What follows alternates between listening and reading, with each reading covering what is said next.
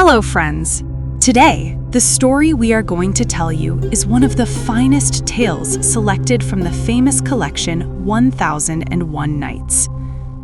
The story you are about to hear today is Aladdin and the Magic Lamp, which takes place in an ancient and magnificent city. You can imagine a very old city from ancient Persia in your mind. Although this story has many different versions, today I am going to narrate the simplest and most enjoyable version, especially for you. So, calm your minds, forget all other thoughts, and listen to the story. The hero of this story is Aladdin, also known as Alim. He was an ordinary boy, the son of a poor tailor. But the villain of the story is a powerful magician who came from Africa. After learning about a magical lamp that possessed extraordinary powers, the magician realized that he needed someone's help to obtain it.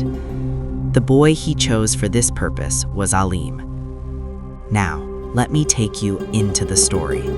A very long time ago, in an age when there were no tall buildings, no roaring vehicles, and no noise like we hear today, there was a peaceful city hidden in the middle of vast deserts. Surrounded by endless sand, this city was known simply as the Sand City. During the day, the city was full of life. The marketplaces echoed with the voices of people. Traders shouted out their goods. Camels walked slowly through the crowded streets. The city felt alive and busy. But when night arrived, everything changed. Soft yellow lamps lit the streets. A cool desert breeze whispered through the air. Above, the sky sparkled with countless stars. The city turned into something magical, almost like a dream. At the edge of this great city stood a small, fragile hut. Built from mud and old wooden pieces, it was a humble home. This was where a young boy named Alim lived, with his mother. Alim was only 17 years old. His eyes were filled with dreams, and his face carried a quiet innocence. He never spoke with anger. If someone around him felt sadness, his heart felt it too. That was how his mother had raised him. Alim's father had passed away when he was very young. He had only a few memories of him. But whenever Alim looked into his mother's eyes and saw her silent sorrow, he understood just how much his father had once meant to their lives. And from this simple home, in this forgotten corner of the Sand City, a story of destiny was about to begin. Alim's mother, she was a woman filled with love. Life tested her many times, yet she never let her smile fade. She would often tell Alim, "We may not have much money, my son, but if we have kindness in our hearts, that is the greatest wealth of all." Alim listened carefully to those words. He loved his mother deeply, and to give her some rest, he began working from a very young age. Every morning, as the sun rose, Alim would stand outside their small hut and look up at the sky. Then he would say to his mother, "Mother, I'll go to the marketplace today. I might find some work." She would place her hand gently on his head and reply, "Go carefully, my son. Never do anything wrong." Alim would head to the market. There, he did small jobs. He carried goods for others. He brought water when someone called. He saved the few coins he earned.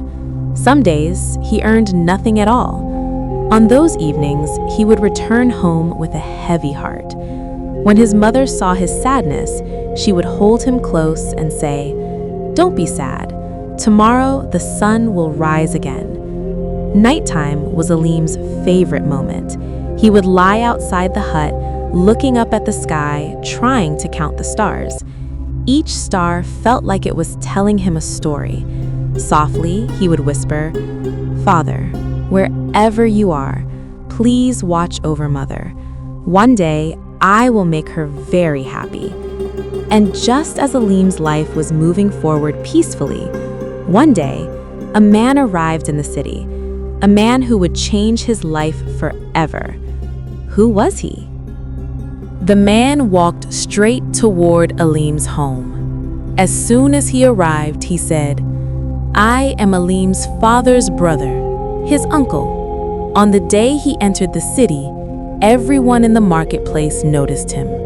Fine clothes, a gold chain around his neck, and in his eyes, a dangerous, deceptive shine. Alim's mother was certain. Her husband had no such brother. "Alim, go inside," she said softly. But the so-called uncle stepped forward with a smile. "My brother's son, isn't he?" he said. "It's been so many years." Alim said nothing. He looked at his mother. In her eyes, there was doubt and fear. The man sat down. He spoke of cities and travels, of distant lands, gold and hidden treasures. Alim listened with curiosity, but his mother's heart was not at peace. As she heard his carefully crafted stories, her doubts slowly grew. Her heart warned her that danger was near. Yet when the man finally revealed the coins and gifts he had brought for them, her doubts began to fade. And it was from this moment that Alim's true test began. The uncle stayed in the city for a few days. Each day he grew closer to Alim. He spoke to him kindly, bought him good food, told him small, interesting stories. Slowly, trust began to grow in Alim's heart. One evening, the uncle called Alim outside. Then he handed Alim a ring. It was a beautiful ring, shining brightly in the fading light. Alim wore it happily on his finger. "Alim," the man said in a gentle voice, "do you have courage?" Alim was surprised, but he nodded. "A great fortune is waiting for you," the uncle said. "Just a small journey. After that, your life will change. You and your mother will never suffer again." Alim's eyes sparkled. The desire to make his mother happy filled his heart once more. But when those words reached his mother's ears, her heart began to race. She called Alim closer. "My son," she said softly, "never trust the words of a stranger so easily. The word journey makes me afraid." The uncle laughed. "Don't be afraid," he said. "Am I not his uncle? What danger could there be?" Once again, he took out some coins and placed them in her hand. "This is just a small help," he said. Her heart weakened once more. She looked at Alim's face. In his eyes, she saw hope. Her heart said, "Don't let him go." But her mind said, "This might be his destiny." Finally, she said, "Go carefully and never forget your mother." At dawn, before the sun rose, the uncle and Alim began their journey. Alim's mother stood at the doorway, her eyes filled with tears. Alim turned back and waved his hand. "Mother, I'll come back soon," he said. The journey through the desert was not easy. As the sun climbed higher, the sand grew hot like fire. When the wind blew, grains of sand entered their eyes and mouths. Alim grew tired again and again and struggled to keep walking. "Uncle, can we rest for a while?" Alim asked softly. The uncle didn't stop even for a moment. "Not now," he said harshly. "We must reach the destination before the sun sets." Alim thought of his mother. Her face appeared clearly in his mind. What would she be doing now? Was she crying, thinking about him? His eyes filled with tears, but he said nothing. They walked along paths once used by camel travelers. Sometimes only faint footprints remained. Sometimes even those were buried under sand. The uncle walked ahead confidently, as if he knew the way well. "Have you been here before?" Alim asked.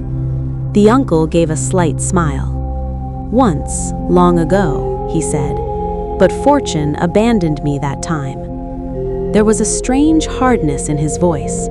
Alim didn't understand it. At noon, they sat in the shade of a rock and drank water.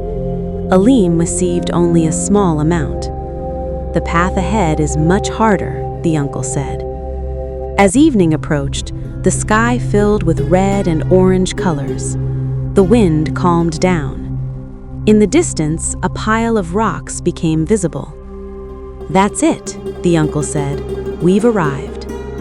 When they reached the place, Alim felt something strange. The area was completely silent. No sound of birds, not even the sound of wind.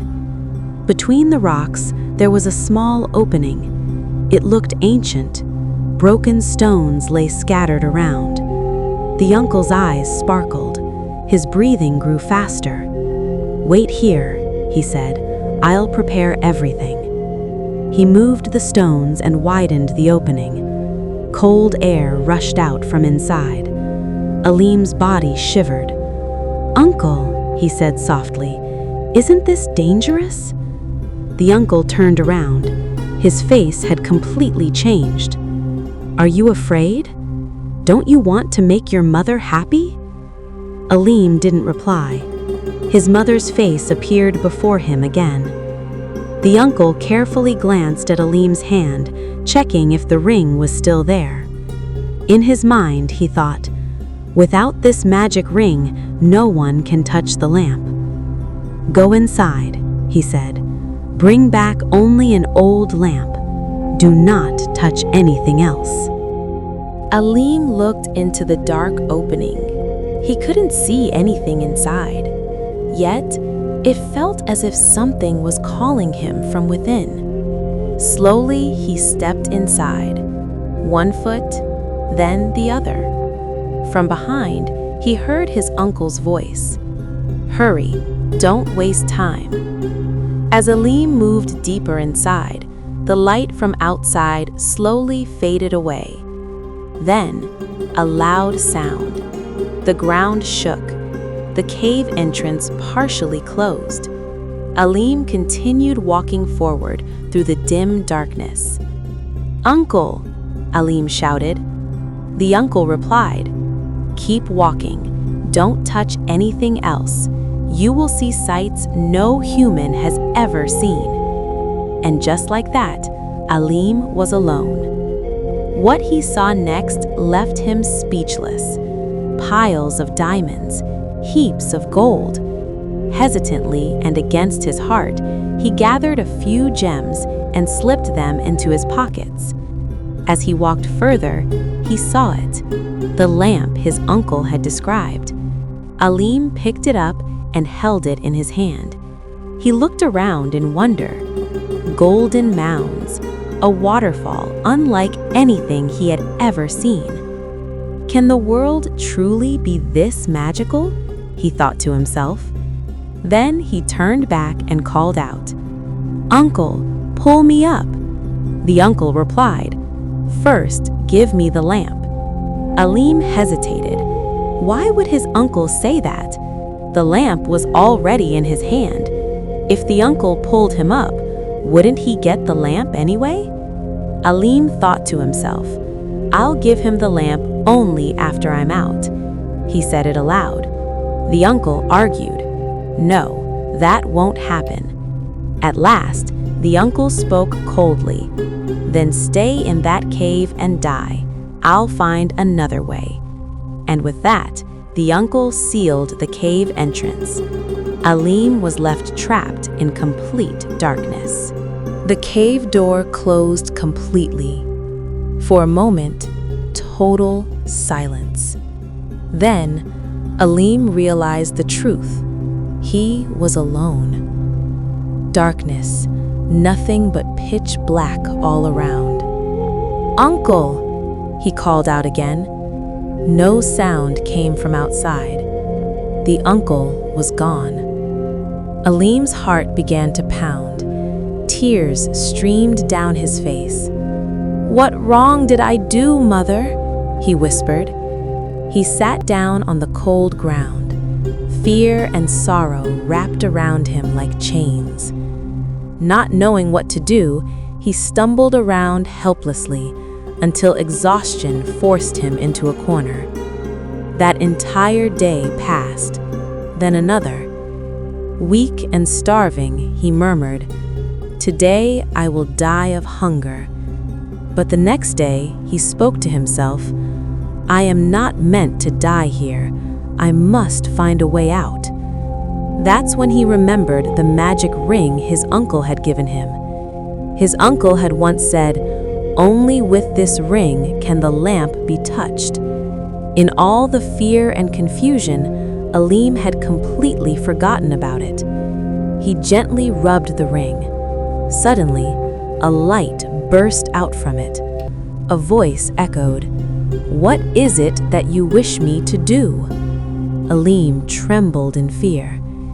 Gathering courage, he said, "Get me out of here." The moment he spoke, his head began to spin. When he opened his eyes, he was outside. A miracle. Without wasting a second, Aleem ran as fast as he could, desperate to find something to eat. After walking a long distance, he reached a nearby village and drank some water. That's when he noticed something.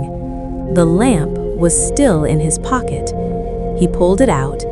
The lamp was dusty, dark, and old. "So this is why he tried to kill me," Aleem whispered. "He wasn't my uncle at all." Curious, he wiped the lamp with his hand. Suddenly, from the mouth of the lamp, soft blue smoke began to rise. Aleem stepped back in fear. The smoke grew larger, filling the entire space. Then, from within the smoke, a genie appeared. He bowed and spoke. "Command me, my master. What shall this servant do for you?" Aleem stood frozen. What is this? A miracle. So this is why that man tried to kill me. He asked the genie, "Who are you?" The genie replied, "Whoever holds this lamp is my master. Speak your wish, and I will fulfill it, no matter what." Aleem didn't hesitate. He had only one thought. "Take me to my mother, right now." The genie raised his hand. Aleem's eyes closed. When he opened them, he was standing right beside his mother. His mother was sitting right in front of him. Her eyes were red from crying. An old cloth rested in her hands. "Mother," Aleem called softly. At first, she didn't believe it. Her eyes looked dull, unsure. She looked again. "Aleem?" Her voice trembled. The very next moment, she ran toward him. "My son!" She wrapped Aleem in her arms. Neither of them spoke. They just cried together for a long time. "Where were you?" his mother finally asked. Aleem gently calmed her down. Then he told her everything. The cave, the uncle, the betrayal, the magic ring, the lamp, the genie. She listened in complete shock. "So he tried to kill you," his mother whispered. "He lied, Mother. He was never my uncle," Aleem said, lowering his head. "It was all for the lamp." His mother picked up the lamp and looked at it carefully. "Such power," she said softly. "We must use it very carefully, my son." Aleem placed the lamp back into his pocket. "I didn't wish for anything, Mother, except to see you again." She gently stroked his head. "God protected you," she said. Then Aleem took out the diamonds and precious gems he had hidden in his clothes and showed them to his mother. She was stunned. "These? Even the Sultan's palace doesn't have treasures like these," she said. "We must not show these to anyone. If people see them, no one will believe us." At that moment, they had only one thought: hunger. Understanding this, Alim said, "Mother, I'll take care of that right now." He rubbed the lamp, and suddenly, the genie appeared. "Command me, my master." Seeing this, his mother felt dizzy and fell backward. "Don't be afraid, Mother," Alim said quickly. "He is our friend." Alim spoke again. "Bring us something to eat." The moment the genie heard this, when they closed their eyes and opened them again, the room was filled with countless dishes. The sight was overwhelming. His mother fainted once more. The food was unbelievably beautiful. When she regained consciousness, they thanked the genie and ate together. At last, their hunger was gone. That night, they slept peacefully. At dawn the next morning, as the first rays of sunlight slipped through the small doorway of their house, Alim awoke. A thought, one he had never had before, settled firmly in his mind. Life could not continue the same way anymore. Just because the lamp held magical power, it did not mean everything should be gained through it.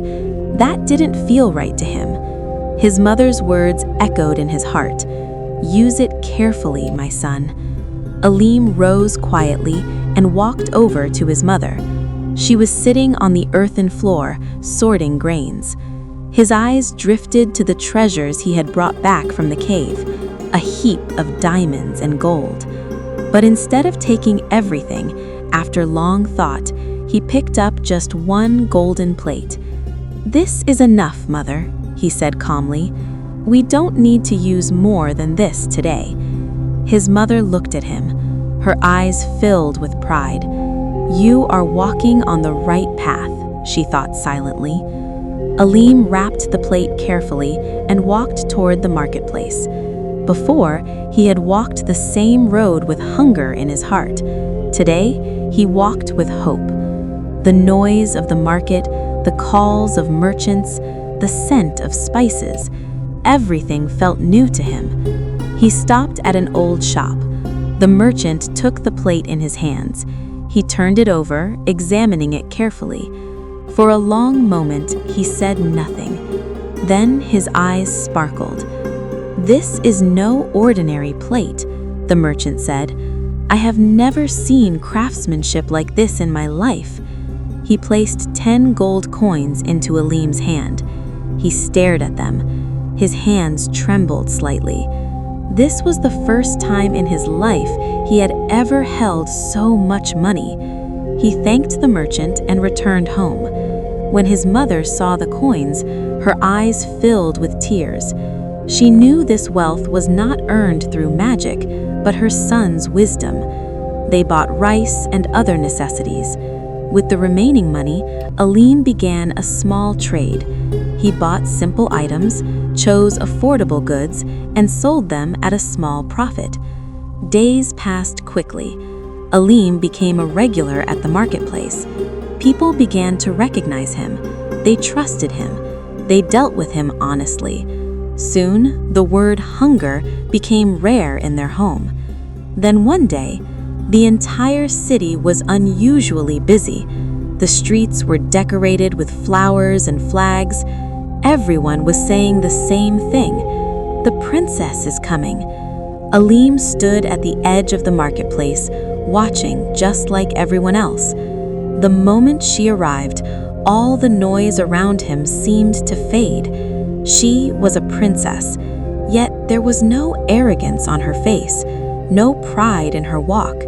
In her eyes, there was a rare kindness. Alim's heart went silent for a moment. Without realizing it, he found himself staring at her.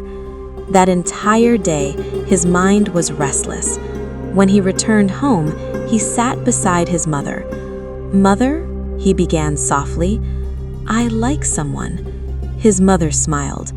"What's so strange about that?" But when she heard who it was, her expression changed. "The princess?" she asked. Alim lowered his head. "Yes, mother, I will care for her with love."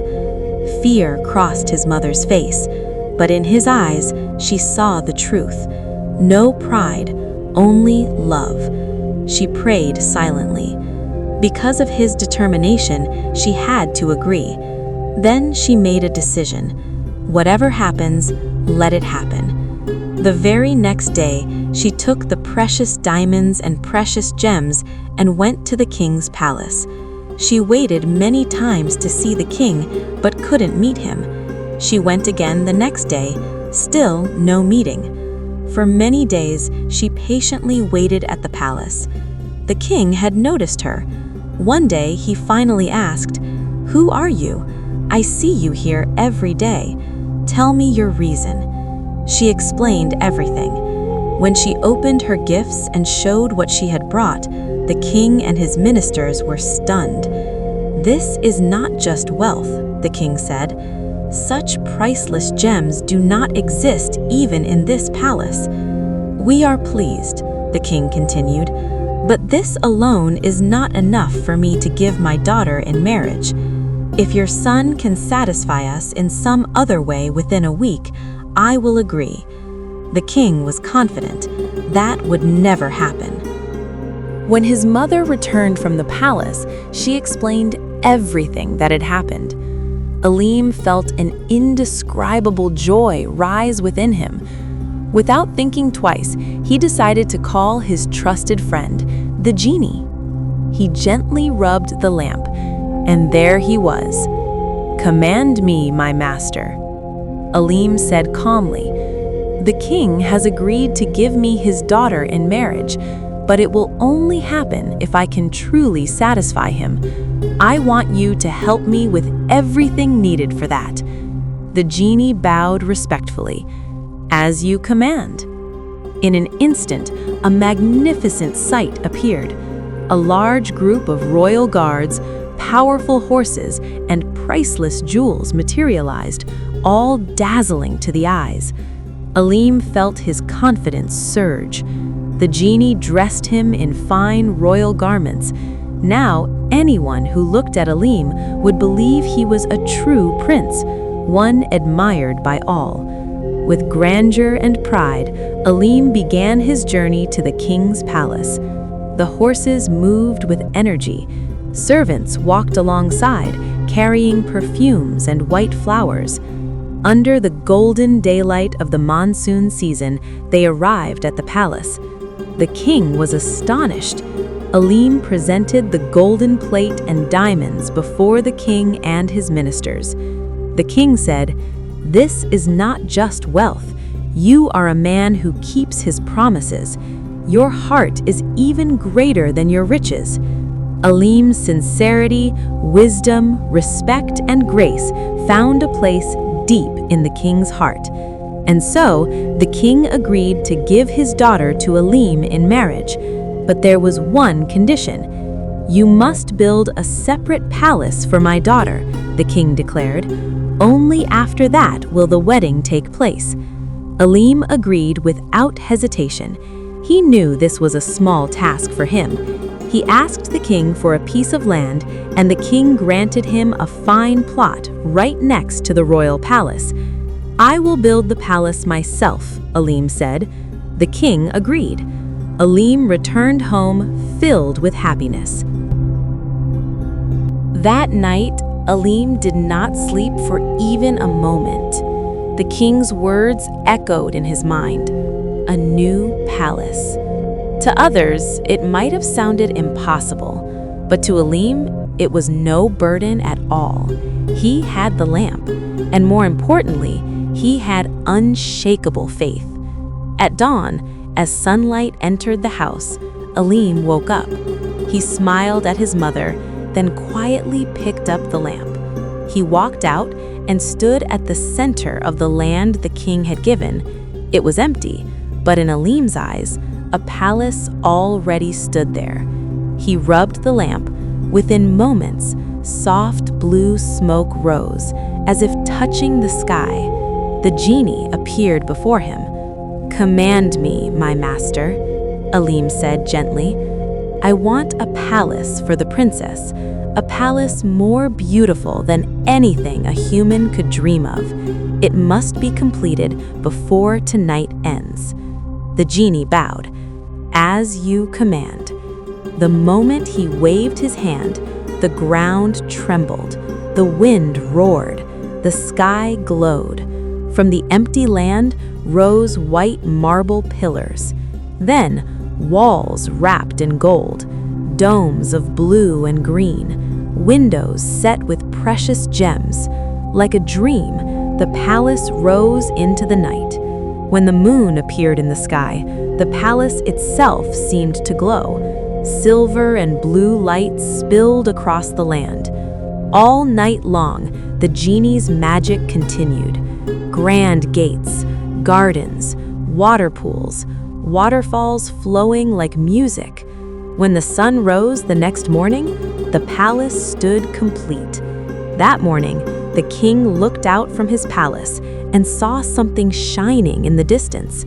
"What is that?" he asked in disbelief. The ministers stared. No one could speak.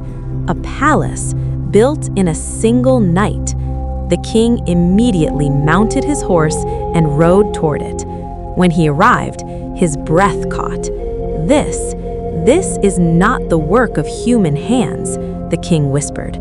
Every corner of the palace radiated royalty, yet it carried a deep sense of peace. The people of the city gathered. No one could believe it.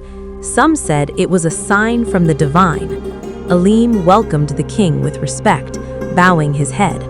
The king looked at him and said, "You kept your promise so quickly and so beautifully." Then he announced, "The wedding shall take place." The entire city turned into a festival. Streets filled with flowers, lamps were lit, music echoed everywhere. The wedding day arrived. The princess, dressed in white, shone like the moon. Her face held both shyness and joy. Alim, dressed in royal attire, looked every bit like a prince. The wedding was performed. The people rejoiced. Blessings poured down. Alim seated his mother in a place of honor within the palace, her eyes filled with tears. "This is my son," she thought. After the wedding, Alim began his life in the new palace with his beautiful princess. He was rich, he was powerful, but he never forgot humility. He kept the lamp safely, he treated the genie like a friend, and he never misused the magic, except when truly necessary. Thus, the life of a poor boy once filled with hunger and sorrow became a royal tale through wisdom and honesty. Alim lived happily in the palace with the princess by his side. But far away, in the darkness, two eyes were watching everything. The sorcerer, disguised as Alim's uncle, had seen it all. He whispered, "My time has come. The moment the lamp slips from his hands is drawing near." This story will continue in the next part. By now, after listening to this story, you must have gently drifted towards sleep, haven't you? So tell me, is it bedtime for you now? Don't forget to leave a comment and let us know. I truly hope all of you enjoyed this story.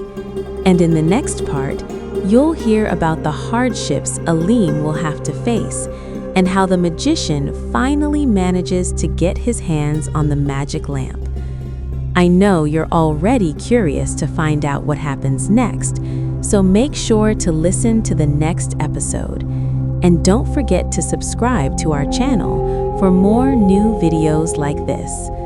Also, press the bell icon so you never miss an update. Sending lots of love to everyone and wishing you all a wonderful day.